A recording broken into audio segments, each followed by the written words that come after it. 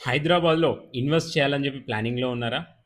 కానీ ప్లానింగ్ చేసి అక్కడే ఆగిపోయారా? అస్సలు ఆగకండి. అది చాలా ప్రమాదకరం. ఎందుకంటున్నాను ఈ మాట అంటే, ఇన్వెస్ట్ చేయాలనుకున్నప్పుడు ఒక 10 ప్రాజెక్ట్ చూడాలి. అందులో ది బెస్ట్ సెలెక్ట్ చేసుకోవాలి, ఇన్వెస్ట్ చేసేయాలి. కానీ 10 ప్రాజెక్ట్‌లు కాకుండా 100 ప్రాజెక్ట్‌లు చూసారనుకోండి, అది కన్‌ఫ్యూజన్‌లో పడేస్తుంది. సో, మీ విలువైన పెట్టుబడి రిటర్న్స్ రాకుండా పోతుంది. సో, 10 ప్రాజెక్ట్ చూసి ఒక్క ప్రాజెక్ట్ సెలెక్ట్ చేసుకొని, అందులో ది బెస్ట్ ప్లాట్ చూసుకొని ఇన్వెస్ట్ చేయాలండి.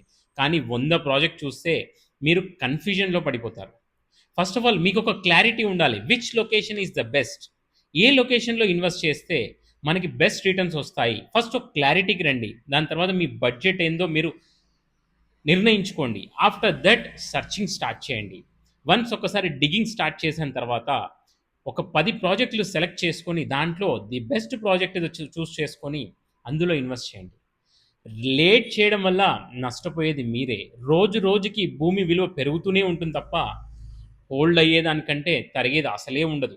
మహా అయితే హోల్డ్ అవుతే ల్యాండ్ మీద ఒక 2 సంవత్సరాలు, 3 సంవత్సరాలు హోల్డ్ అవుతుందండి. అంతకంటే ఎక్కువ హోల్డ్ అయిన చరిత్ర లేదు ఇప్పటివరకు ఈ భూమి మీద. So right investment, right choice, right location select చేసుకొని ఇమ్మీడియట్గా ఇన్వెస్ట్ చేయండి. బట్ డిలే మాత్రం అస్సలు అవ్వకండి. డిలే అవుతే నష్టపోయేది మీరే. So best properties, best investment గురించి మీ ప్రదీప్ రావు, ప్రాపర్టీ అడ్వైజర్. స్క్రీన్ పైన నెంబర్ ఇస్తున్నాను, కాల్ చేయండి. డీటెయిల్గా డిస్కస్ చేద్దాం.